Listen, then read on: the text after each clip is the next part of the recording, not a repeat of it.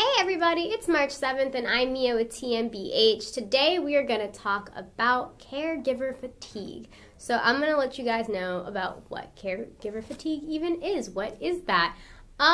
Essentially, I would describe it this way. So say you have somebody who is the person who is responsible for taking care of the addict. Really, the main person who should be responsible is themselves. But a lot of times you end up having a situation where you have somebody who kind of is like the person, because a lot of times when you're an addict, you're not focusing on a lot, like eventually you get to a point where you're not necessarily focusing on your responsibilities. And I would say that the caregiver is pretty much the person who, like, when you're slipping on your responsibilities, the person who bears kind of like the brunt of the responsibility for you not taking care of your responsibilities. So like a lot of times, you know, that might be the parent of the addict, that might be the spouse, that might be their child, depending, you know, on a multitude of factors. So like, let's say your mother's an alcoholic and you're their older child, so like, you know, maybe dad's not in the picture or their husband's not, whatever it is, and you're kind of like the caregiver. You're the one who has to go over to your mom's house, make sure, you know, she's okay, checking in on her after those long days where you know that she normally drinks a lot, so you gotta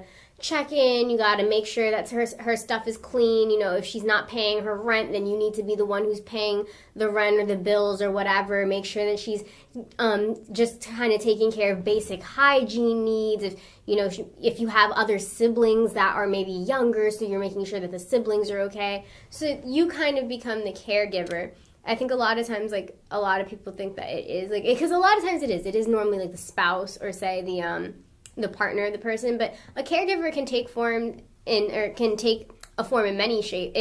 ways. And a lot of times the really sad thing is a caregiver isn't necessarily the older sibling. I mean, you might be in a position where I've seen, like, it's like really sad, but you see those news stories very frequently where you have like 10-year-olds who have like little siblings, and all of a sudden when their parent is strung out, they're the caregiver, you know, and they're the ones who have to watch their siblings. So caregiver fatigue is when these people get to a point where they're kind of just burnt out from dealing with it. Because, you know, I mean, like, think about it. Like, the reason that people a lot of times get into addiction is because they can't deal with their own responsibilities. So imagine what it's like when you're the caregiver and you're dealing with your own, like, personal things that everybody has to deal with, and now you're dealing with the weight of somebody else's responsibilities. So, like I said, in those examples when we're talking about, for example, like kids, like, I mean, and it's really sad, but unfortunately, especially with the opioid crisis right now, like, that is the reality of the situation. A lot of times it is, you've got these kids who are, like, burnt out at, like, really young ages. Like, we're talking about 13-year-olds who are, like,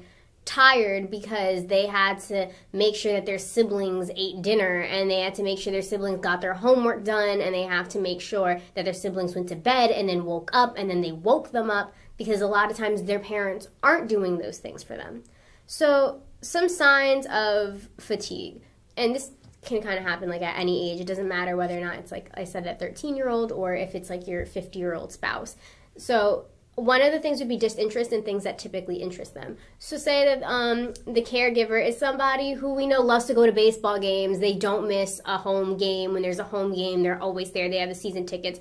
All of a sudden, they're not even thinking about the games. They're not watching them on TV even. They're not talking about them. They're just disinterested in things that are typically engaging. So if we're talking about somebody on the younger end of the spectrum, say it's like a student who's dealing with a parent who's an addict, you know, you might have a kid whose, like, favorite subject is art. And then they go to art class, and normally they're, like, just doing everything and anything they can because they love art. And the next thing you know, all of a sudden, like, they're kind of just doing the bare minimum, and sometimes not even doing the bare minimum. Like, their grades are slipping, so that's disinterest. Over and under sleeping, again, that really depends from person to person. Some people, when they get depressed, they sleep a lot. Other people, when they get depressed, they don't sleep. And that depends. Some people are depressed and their thoughts are racing, so you can't fall asleep. Other people are depressed and their thoughts are just too overwhelming, and so you just have to knock yourself out and just go to bed.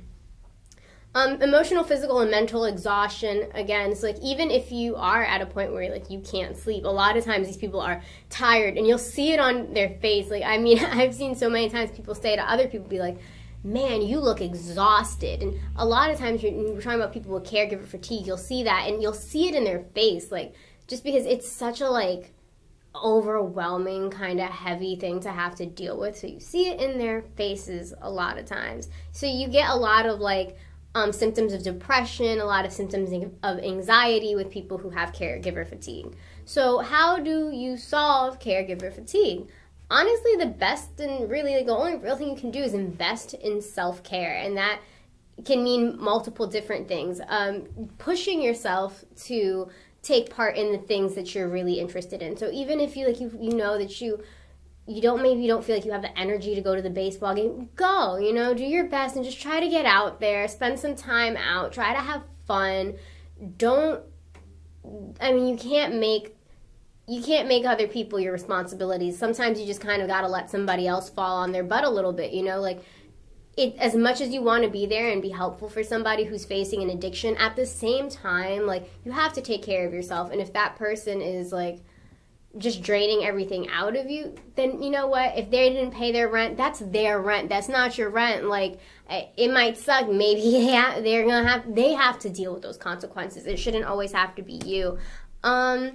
So yeah, just doing little things to make sure that you take care of yourself. Ultimately, you know what those things are. And then the other thing I would just suggest is going to talk therapy. That's really important, making sure that you go to family therapy, because like we said, addiction is a family disease, so it's affecting these caregivers a lot too. So sometimes you just want to go to therapy to make sure you're straight. So yeah, check out our other video. This is our live video. We have another daily video. Check that out. We'll link it to you guys. That'll be our Wednesday video, because today is Wednesday, March 7th. And I will see you guys tomorrow at 1 o'clock, the same time, at the same place, talking about a different thing. Bye, guys.